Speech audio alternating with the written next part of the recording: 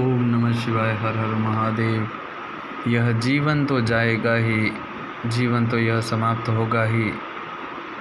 चाहे इस काया को कितना भी संवारो, इस देह को कितना भी संवारो, चाहे इस देह को अच्छे से अच्छा भोजन करा दो, 5 स्टार होटल का भोजन करा दो, चाहे सरल भोजन करो, दाल रोटी, चाहे इस शरीर को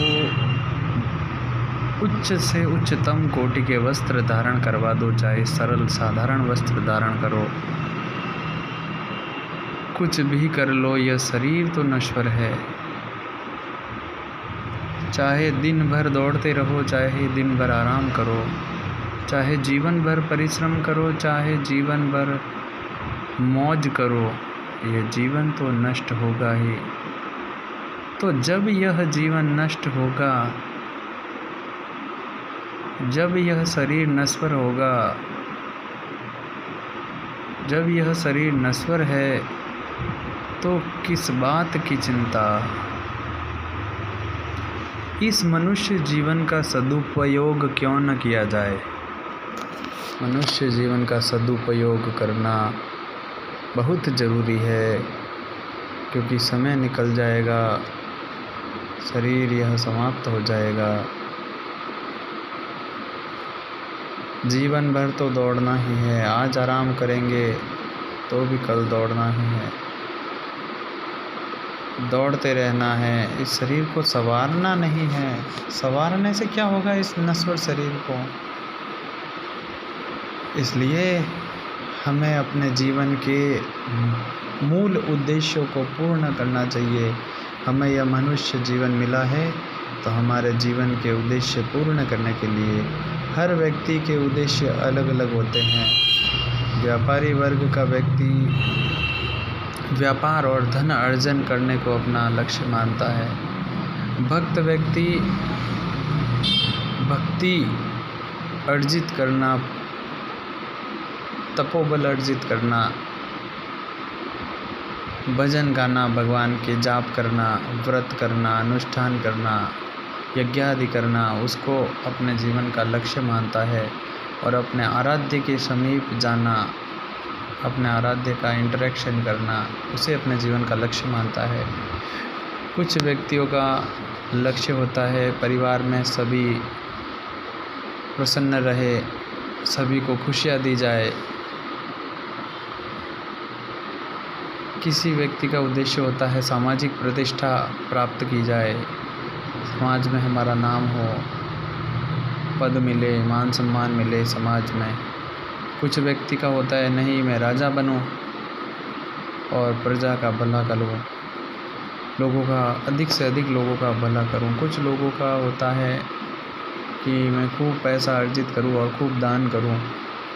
कुछ व्यक्तियों का जीवन का लक्ष्य होता है खूब सारे मकान बनाऊं, खूब सारा दिखावा करूं।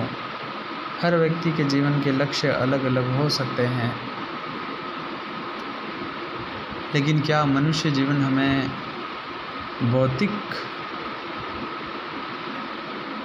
वस्तुओं की प्राप्ति, भौतिक वस्तुओं का प्रदर्शन या भौतिक लक्ष्यों की प्राप्ति के लिए मिला है? नहीं। 84 लाख जन्मों के बाद अगर यह मनुष्य जीवन मिला है, तो हमें भक्ति के लिए मिला है, और फिर हमें ईश्वर ने दिया है तो हम दान भी करें।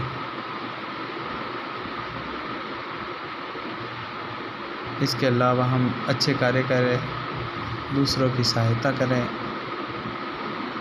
दूसरों को सुख प्रदान करें। इसलिए हमें यह जीवन मिला है।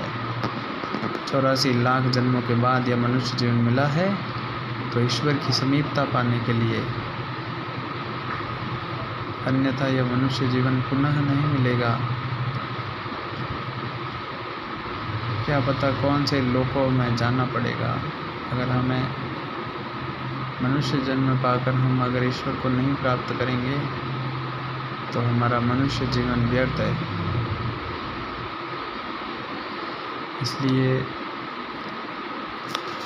समय न गंवाते हुए हमें ईश्वर की प्राप्ति का प्रयास करना चाहिए। क्या पता कितनी आयु प्राप्त हो, हम वृद्धावस्था में आराधना करें, यह नहीं होना चाहिए।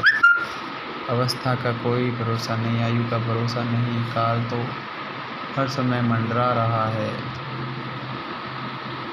इसलिए हर पल हर क्षण का प्रयोग, हर पल हर क्षण का उपयोग हमें अपने दैनिक कार्य निपटाकर जो भी समय हमें प्राप्त होता है उसमें हमें हमारे जीवन के मुख्य लक्ष्य ईश्वर की आराधना, ईश्वर का सामीप्य, दूसरे के काम आना, दान करना, अच्छे कर्म करना, इसमें लगाना चाहिए। दैनिक जीवन में भी हम जो कार्य करते हैं, घर के आवश्यक कार्य, उसमें भी हमें धर्म का पालन करना चाहिए और नीति और धर्मयुक्त कार्य करना चाहिए। भक्ति ही हमारे जीवन का मूल उद्देश्य है। ओम नमः शिवाय। हर हर महादेव।